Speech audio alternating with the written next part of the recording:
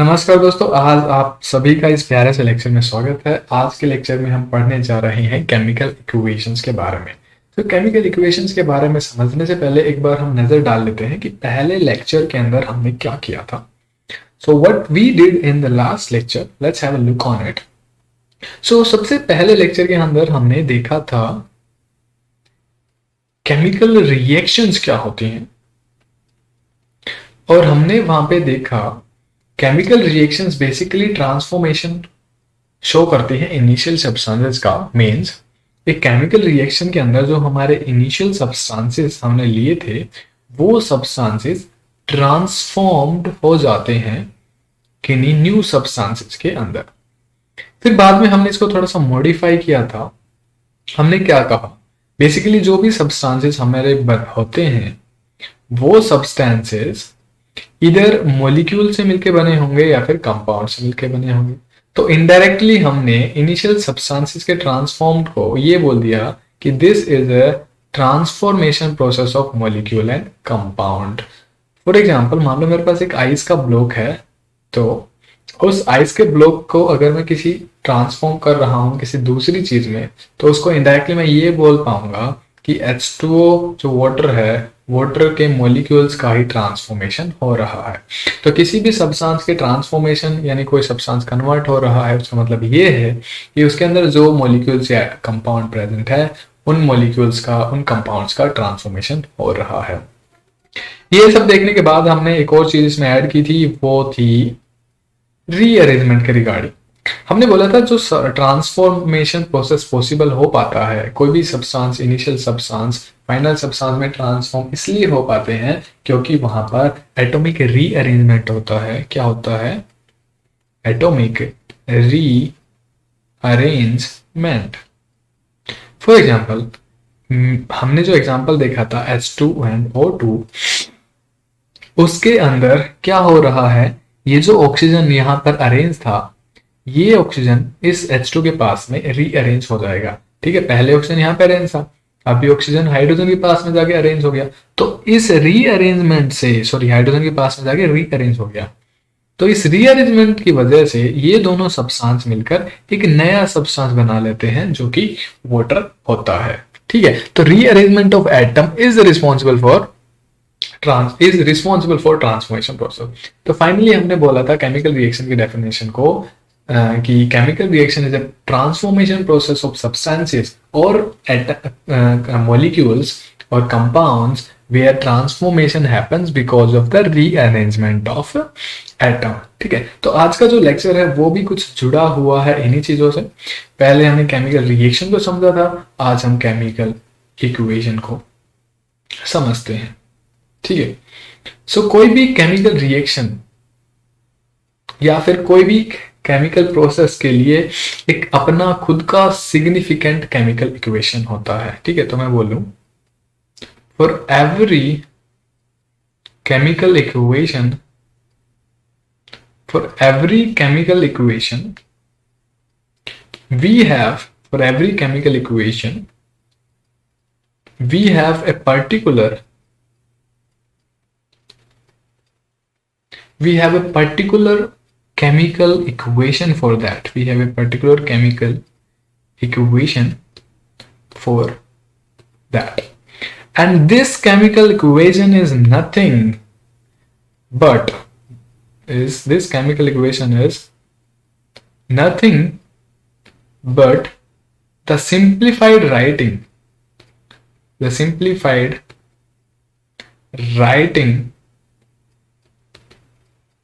of any chemical or this chemical reaction. ठीक है, सो chemical equation क्या है? हर एक केमिकल रिएक्शन के लिए एक केमिकल इक्वेशन असाइन की जाती है। For every chemical equation we have a particular chemical equation, sorry, for every chemical reaction we have a particular chemical equation for that, and this equation is nothing but the simplified writing of chemical reaction. So जो chemical reaction है उसका simplified writing को ही हम chemical equation बोलते हैं, और हर एक chemical equation के लिए एक हर एक केमिकल रिएक्शन के लिए एक केमिकल इक्वेशन हम डिजाइन करते हैं या उसके लिए हम एक इक्वेशन असाइन करते हैं। ठीक है, तो ये जो यहाँ पे मैंने बोला सिंप्लीफाइड राइटिंग ही एक केमिकल रिएक्शन की सिंप्लीफाइड राइटिंग ही केमिकल इक्वेशन है, वो समझते हैं एक बार, फिर चीजों को आगे बढ़ाते हैं। ठीक है, तो देखो आपके सामने मान लो एक प्रोसेस हो रहा है या एक रिएक्शन हो रहा है। आपने देखा कि ये जो प्रोसेस है ये केमिकल प्रोसेस है, तो आपने इसको नाम दिया केमिकल प्रोसेस और रिएक्शन। ठीक है, तो आपने चाहा कि इस केमिकल रिएक्शन को मैं ऑन पेपर लिखूं, ठीक है, इसका राइटिंग मैं करूं बिकॉज ये डाटा मैं रख सकूं अपने पास में। तो आपने जो चीजें देखी वो ही चीजें पेपर पर लिख दी इन फॉर्म ऑफ सेंटेंसेस। ठीक है, इन फॉर्म ऑफ सेंटेंसेस। मान लो कोई प्रोसेस था और उस प्रोसेस को ज्यों का त्यों आपने लिख दिया इन फॉर्म ऑफ सेंटेंसेस, और वो सेंटेंसेस ये हैं। ठीक है, ठीक है, तो मेरे को एक बात बताओ, क्या इन सेंटेंसेस को भी मैं केमिकल रिएक्शन बोल सकता हूं कि this is a chemical reaction? ठीक है, मैं बोल दूं this is a chemical reaction, means जो ये सेंटेंसेस है, क्या इन सेंटेंसेस को हम केमिकल रिएक्शन बोल सकते हैं? यस, बोल सकते हैं, बिकॉज ये केमिकल रिएक्शन जो का त्यों जो आपके आंखों के सामने प्रोसेस हो रहा है उसको रिप्रेजेंट कर रही है। तो बेसिकली ये जो सेंटेंसेस हैं ये केमिकल प्रोसेस तो नहीं है, ये केमिकल रिएक्शन तो नहीं है, बट अगर ये जो का त्यों एक प्रोसेस को रिप्रेजेंट कर रहा है तो हम इसको एक केमिकल रिएक्शन बोल देते हैं स्टडीज के पर्पज से। ठीक है, तो ये हमारा एक केमिकल रिएक्शन है जिसको हमने यहाँ पे लिख रखा है। बट दोस्तों हम ना इस केमिकल रिएक्शन को सिंप्लीफाइड करते हैं, क्योंकि देखो चीजों को सिंप्लीफाई करना हमारी आदत है, जो कि हमारे लिए अच्छा होता है अगर हम चीजों को सिंप्लीफाई करते हैं। तो ये जो केमिकल रिएक्शन लिखी है ना हमने, हम इस रिएक्शन को भी और ज्यादा सिंप्लीफाई करते हैं। हम इनको ऐसे ही सिंपली सेंटेंस बना के लिख दिए, ऐसा हम इसको छोड़ते नहीं है, हम इसको और भी ज्यादा सिंप्लीफाई करते हैं।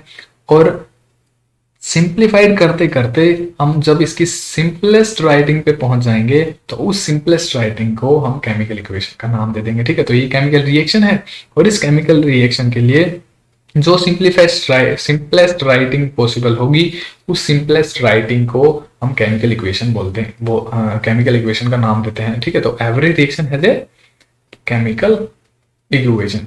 सो जो हमने पहले बोला था वो ही दोबारा बोल रहे हैं, chemical equation is nothing but the simplified writing of a chemical reaction. ठीक है, तो केमिकल रिएक्शन की सिंप्लीफाइड राइटिंग को हम केमिकल इक्वेशन बोलते हैं। ठीक है, तो हमारे पास कुछ रूल्स हैं जिनकी हेल्प से हम केमिकल रिएक्शन की राइटिंग को सिंप्लीफाई कर सकते हैं। मैंने क्या बोला, हमारे पास कुछ रूल्स हैं जिनकी हेल्प से हम केमिकल रिएक्शन की राइटिंग को सिंप्लीफाई कर सकते हैं। ठीक है, मींस हम केमिकल रिएक्शन को लिखेंगे बहुत ज्यादा सिंपल तरीके में इन रूल्स का यूज करके।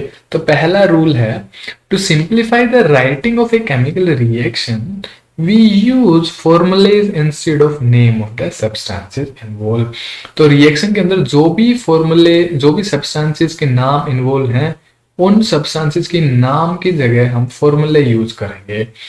देखो जैसे ये हमारे पास एग्जाम्पल था, ये जो एक हमारे पास रिएक्शन है इस पे आएंगे अभी हम। तो इस रिएक्शन के अंदर हाइड्रोजन गैस एक सब्सटेंस इन्वॉल्व है, ऑक्सीजन गैस एक और सब्सटेंस इन्वॉल्व है। तो हम इन सब्सटेंसेस के नेम की जगह इनके फॉर्मूलेज हम यूज करेंगे।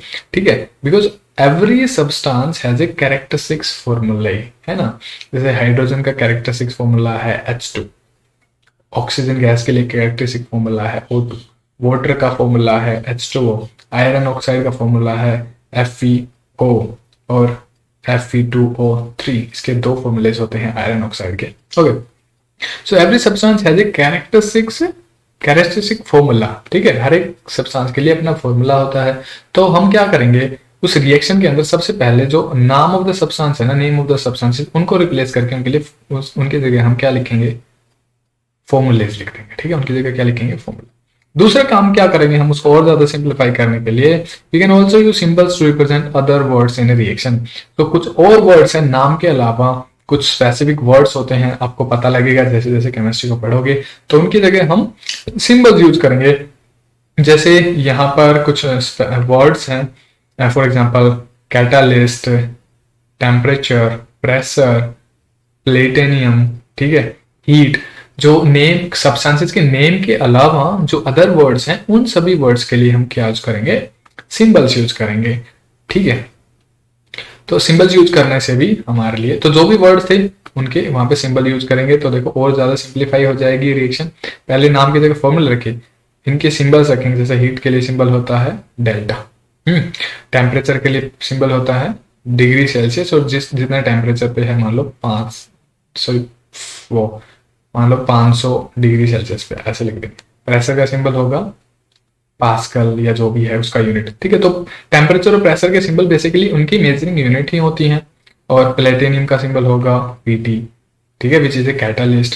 और हम अभी देखने वाले हैं बहुत सारी चीजें। तो इतना सिंप्लीफाई हो गया। उसको और भी ज्यादा सिंप्लीफाई करने के लिए हम क्या कर सकते हैं, जो सब्सटेंसेस कंबाइन हो रहे हैं उनको हम अगर एक प्लस, उनके बीच में अगर एक प्लस का साइन ऐड कर दें तो वो उन दोनों सब्सटेंस को कनेक्ट कर रहा है। मान लो हमारे पास एक सब्सटेंस है ए एंड दूसरा सब्सटेंस है बी, अगर ये दोनों सब्सटेंस कंबाइन हो रहे हैं तो हम उनको ये नहीं लिखेंगे कि A and B substances are combining in this reaction, we simply लिख देंगे A plus B, it means they are combining, ठीक है। We not need to write a long sentence for this. We can make it as simple as we want. The third step is, okay, so third is this rule, and the fourth rule we can use to simplify a chemical reaction is like this. We can use an arrow which shows the change, देखो हम बार बार बोल रहे हैं there is a transformation or there is a conversion of initial substances from there to there, from initial to final, तो उसको एक change show कर देगा, ठीक है। तो इतनी बड़ी लाइन लिखनी ही नहीं पड़ेगी कि ट्रांसफॉर्म हो गया इनिशियल सब्सटेंस फाइनल सब्सटेंस में, उसके लिए सिंपल हम यूज करेंगे एरो, ठीक है। तो ये एरो शो कर रहा है चेंज, एरो है मींस ट्रांसफॉर्मेशन हो रहा है, और जिस तरफ एरो की डायरेक्शन है उधर ट्रांसफॉर्मेशन हो रहा है। मान लो इनिशियल सब्सटेंसेस है, ये फाइनल सब्सटेंसेस है, अगर एरो इधर है तो मींस इनिशियल से फाइनल में चेंज हो रहा है, अगर एरो इधर है तो मींस फाइनल से इनिशियल में चेंज हो रहा है, अगर एरो दोनों साइड है तो दोनों साइड चेंज हो रहा है। ये आप केमिकल इक्विलिब्रियम में पढ़ोगे, ये बहुत की बात है, बड़ी चीजें हैं ये, ठीक है। तो चार रूल हम यूज कर सकते हैं किसी भी राइटिंग ऑफ एक केमिकल रिएक्शन की राइटिंग को सिंप्लीफाई करने के लिए, और जो सिंपलेस्ट फॉर्म ऑफ राइटिंग होगी उस सिंपलेस्ट फॉर्म ऑफ राइटिंग को हम केमिकल इक्वेशन बोलेंगे। तो इस देखो जो एग्जाम्पल बार बार हम यहाँ पे ला रहे हैं उसको अच्छे से समझ, ठीक है। तो एक केमिकल रिएक्शन मैंने लिखी है वो कुछ ऐसी है, देखो। When we heat a mixture of hydrogen gas and oxygen gas at suitable temperature and pressure conditions, जब हम कभी भी हाइड्रोजन गैस है या ऑक्सीजन गैस है उसको मिक्स करेंगे इन presence of temperature pressure conditions में, कुछ प्रेशर एंड टेम्परेचर कंडीशन होंगी कि भाई इतने प्रेशर पे मिक्स करेंगे, इतने टेम्परेचर होना चाहिए मिक्स करते टाइम, और उनको हीट भी करेंगे हम साथ साथ, ठीक है। हीट करने से हम उसका टेम्परेचर और डिसाइड करेंगे ना, हीट करेंगे तो टेम्परेचर बढ़ जाएगा, हीट को कम करेंगे तो टेम्परेचर कम हो जाएगा। In presence of catalyst such as platinum, platinum की प्रेजेंस में हम इनको मिक्स करेंगे, जो कि कैटलिस्ट होगा हमारा, प्रोड्यूसेस ए न्यू सब्सटेंस, जो कि हमारा वाटर होगा जब हमने उसको ऑब्जर्व किया। तो मैं यहाँ पे बोल रहा हूँ produces a new substance with water when you observe, ठीक है। तो कोई भी नया सब्सटेंस जब बनता है इनिशियल सब्सटेंसेस से तो हमें नहीं पता होता वो क्या बना है, ठीक है। हम क्या करते हैं, इसकी सारी की सारी प्रॉपर्टीज को चेक करते हैं, एक सेट बनाते हैं प्रॉपर्टीज का, और देखते हैं वो सेट प्रॉपर्टीज का कौन से सब्सटेंस से मैच कर रहा है। वो मान लो वाटर से मैच कर गया तो हम बोलेंगे कि ये जो सब्सटेंस है वो वाटर है, क्योंकि एवरी कॉम्पोजिशन ये जो कॉम्पोजिशन है हाइड्रोजन O 2:1, इस कॉम्पोजिशन के लिए ओनली पर्टिकुलर एक सेट ही कॉम्पोजिशन का हो सकता है, इसके अलावा कुछ और नहीं हो सकता। तो अगर ये सेट जो आया है कॉम्पोजिशन का इस सब्सटेंस के, वो वाटर के वाटर के प्रॉपर्टी से अगर मैच कर रहा है, इट मींस ये जो सब्सटेंस बना है वो वाटर ही होना चाहिए। हम ये नहीं है कि ये जो सब्सटेंस नया बना है ये कलरलेस है तो चलो ये वाटर ही होगा, पीने में मीठा है तो चलो वाटर होगा, नहीं, हमें सारी प्रॉपर्टी चेक करनी होगी, एक भी नहीं छोड़नी। अगर वो सारी की सारी वाटर की प्रॉपर्टी से मैच होगी तो हम बोलेंगे ये वाटर ही है और कुछ नहीं है, क्योंकि एक पर्टिकुलर कॉम्पोजिशन के लिए एक particular set of properties he decide होती हैं, ठीक है। तो ये तो एक्स्ट्रा चीजें हैं जो अभी हमें नहीं समझनी है। तो हम कहाँ पर थे, हमारी रिएक्शन पर हमने क्या किया है, हाइड्रोजन गैस को और ऑक्सीजन गैस को मिक्स कर दिया है कुछ प्रेशर टेम्परेचर की कंडीशन में, और हम वहां पर क्या प्रेजेंट है, कैटालिस्ट प्रेजेंट है प्लेटिनियम, और ऐसा करने के बाद फिर वाटर प्रोड्यूस होगा। देखिए प्लेटिनियम यूज करो, टेम्परेचर प्रेशर कंडीशन यूज करो, उसको हीट करो और उन दोनों चीजों को मिक्स करो, तो ये हमारी रिएक्शन है बेसिकली। देखो इसको हम कैसे लिख सकते हैं, मैंने बोला जो भी सब्सटेंसेस के नेम है उनको रिप्लेस करेंगे उनके फॉर्मूले से, तो हाइड्रोजन को रिप्लेस करेंगे H2 से, ठीक है, और ऑक्सीजन को रिप्लेस करेंगे O2 से, ठीक है। यहाँ पे लिख लेता हूं मैं, H2 को रिप्लेस करेंगे, सॉरी हाइड्रोजन को रिप्लेस करेंगे H2 से, ऑक्सीजन को रिप्लेस करेंगे, एक सेकेंड, ऑक्सीजन को रिप्लेस करेंगे O2 से, डन। और वहां पर एक हीट है, हीट एक अदर वर्ड, हीट को रिप्लेस करेंगे डेल्टा से, हीट के लिए सिंबल यूज करेंगे डेल्टा, टेम्परेचर के लिए यूज करेंगे डिग्री सेल्सियस, प्रेशर के लिए यूज करेंगे पास्कल, हाँ कैटलिस्ट के लिए यूज करेंगे कुछ भी नहीं यूज करेंगे। कैटलिस्ट की अगर आप करो तो कुछ सीटी वगैरह कुछ लिख, लेकिन हम कैटलिस्ट के लिए यूज नहीं करते हैं, बेसिकली जो कैटलिस्ट है उसी को यूज कर लेते हैं। देखो कैटलिस्ट जो है वो प्लेटिनियम है ना, तो अगर मैं सीधा प्लेटिनियम ही लिख दूं हम समझ जाएंगे कि भाई ये कैटलिस्ट है, तो कैटलिस्ट का कोई सिंबल नहीं है, जो कैटलिस्ट है यूज कर रहे हैं जिस कैटलिस्ट को उसी का सिंबल हम लिख देते हैं, ठीक है। तो कैटलिस्ट के लिए कौन सा कैटलिस्ट है, पीटी, और प्लेटिनियम, प्लेटिनियम को भी शॉर्ट कर दिया पीटी से, ठीक है। और क्या है यहाँ पर, produces new substance which is water observed after, हमने सब किया तो वाटर, ठीक है। तो हमने क्या कर दिया, नेम्स ऑफ द सब्सटेंसेस को फॉर्मूले में बदल दिया, कुछ अदर वर्ड से उनके सिंबल्स ले लिए। अब हो क्या रहा है, देखो मिक्स हो रहे हैं, कंबाइन हो रहे हैं हाइड्रोजन एंड ऑक्सीजन गैस, ठीक है। तो हाइड्रोजन एंड ऑक्सीजन क्या हो रहे हैं, मिक्स, तो मिक्स करने के लिए प्लस का निशान हम लगाते हैं, ठीक है। और हमें पता है जो फाइनल सब्सटेंस है वो वाटर है, ठीक है, उसका फॉर्मूला हमें पता है, तो उसको हमने लिख दिया ऐसे यहाँ पे।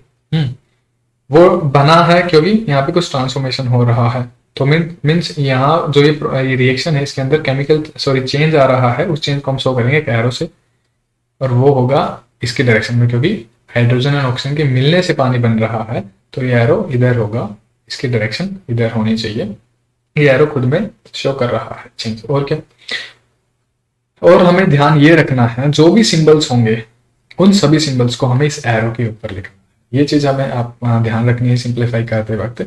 जो भी ये हमारे सिंबल्स हैं इन सभी सिंबल्स को हम एरो के ऊपर लिखेंगे, जैसे कि हमारा ये एरो हो गया यहाँ से यहाँ तक का, इसके ऊपर जो भी सिंबल्स है वो लिखेंगे। डेल्टा लिख दिया हमने, डिग्री सेल्सियस मान लो 100 डिग्री सेल्सियस है टेम्परेचर, प्रेशर कंडीशंस हैं 2 atm या पास्कल जो भी है, ठीक है, लिख दिया। तो अभी देखो इस सारी की सारी रिएक्शन को हमने कितना शॉर्ट फॉर्म में लिख दिया है, कितना सिंप्लीफाई कर लिया है, ठीक है। H2 प्लस O2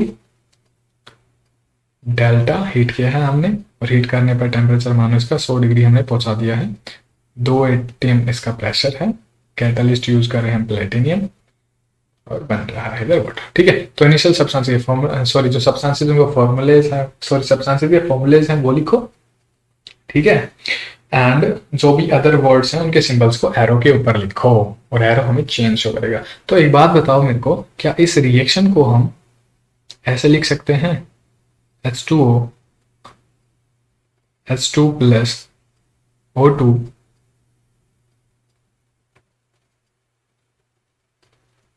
और इस पे लिख दूं मैं डेल्टा जो भी प्रेशर एंड टेम्परेचर है वो, और प्लेटिनियम कैटलिस्ट। कैसे लिख सकता हूं मैं, हाँ लिख सकता हूं, इसमें कुछ गलत नहीं है, क्योंकि देखो चेंज इधर से इधर हो रहा है, एरो सही डायरेक्शन में है, एरो के ऊपर ही जो सिंबल्स हैं वो भी, तो ऐसे भी हम इसको लिख सकते हैं। लेकिन बेसिकली हमने डिसाइड कर लिया, हमने अपने मन में बना लिया कि भाई जो इनिशियल सब्सटेंसेस है ना, हम उन इनिशियल सब्सटेंसेस को एक साइड में रखेंगे, लेफ्ट हैंड साइड में रखेंगे।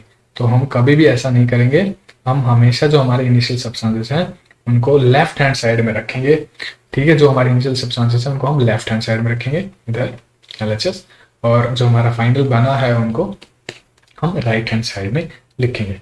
जो लेफ्ट हैंड साइड में हमारे इनिशियल सब्सटेंसेस है उन सब्सटेंसेस को हम नाम देते हैं रिएक्टेंट, ठीक है। तो H2 एक रिएक्टेंट है, O2 एक रिएक्टेंट है, और इसके अलावा हम उनको रिएजेंट भी बोल देते हैं कि H2 एक रिएजेंट है, O2 एक रिएजेंट है।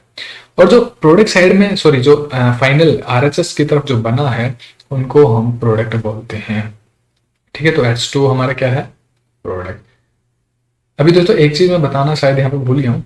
अभी जो चीजें हैं वो सारी आसान है, इजी है, इसमें कोई ज्यादा नहीं है। हमें साथ साथ में केमिकल इक्वेशन के अंदर हमें सब्सटेंसेस के साथ में एक ब्रैकेट बनाना है छोटा सा, और उस ब्रैकेट में उसकी स्टेट लिखनी है। तो ये water in form of liquid है तो हमें इसके अंदर लिक्विड लिखना, एल लिखना होगा। Hydrogen in form of gas है तो गैस लिखना होगा, ऑक्सीजन की स्टेट भी गैस है तो हमें ये लिखना होगा। इस जो भी सब्सटेंस है उस सब्सटेंस की हमें स्टेट को मेंशन करना जरूरी हो जाता है, और उस सब्सटेंस की स्टेट को हम चार तरीके से मेंशन कर सकते हैं। सॉलिड के लिए एस, लिक्विड के लिए एल, और गैस के लिए जी। तीनों को ब्रैकेट में बंद करेंगे, और जो चौथा है हमारा वो एक्वस, वो कब यूज करेंगे, मान लो मैंने सॉल्ट को पानी में मिला दिया, ठीक है। अभी इस बीकर के अंदर क्या है, पानी प्लस में NaCl, ठीक है। तो कभी भी अगर कोई चीज पानी के अंदर मिली है तो उसको हम कैसे लिखेंगे, NaCl एक्वस। तो NaCl एक्वस का मतलब ये है कि ये जो NaCl है, साल्ट है, ये किसके अंदर मिला हुआ है, पानी के अंदर। तो सब्सटेंस अगर पानी के अंदर है तो हम बोलेंगे वो एक्वस फॉर्म में है। ठीक है दोस्तों, तो ऐसे हम सिंप्लीफाई कर सकते हैं। जो इनिशियल चीजें हैं उनको लेफ्ट हैंड साइड में रखेंगे, उनको रिएक्टेंट और रिएजेंट बोल सकते हैं। जो राइट हैंड में चीजें हैं उधर, सॉरी राइट हैंड की तरफ हम प्रोडक्ट, सॉरी जो फाइनल प्रोडक्ट है हमारा वो, सॉरी फाइनल सब्सटेंस जो बना है वो लिखेंगे, उनको हम प्रोडक्ट भी बोल सकते हैं। हम स्टेट्स हैं उनकी शो करेंगे उनके साथ साथ में, और ऐसा करने से हम अपने सिंप्लीफाइड वर्जन पे पहुंच जाएंगे। तो ये जो रिएक्शन है इसको हमने सिंप्लीफाइड कर दिया, और इस सिंप्लीफाइड राइटिंग को ही हम केमिकल इक्वेशन बोलते हैं। आज के लिए इतना ही। लास्ट में थोड़ा सा मैं ढीला हो गया हूँ थोड़ी तरीके की, भी चीजें आसान है, आप सब लोगों को पता थी वो। So thanks for watching, do like, share and subscribe my channel for more updates. Thank you. Bye bye.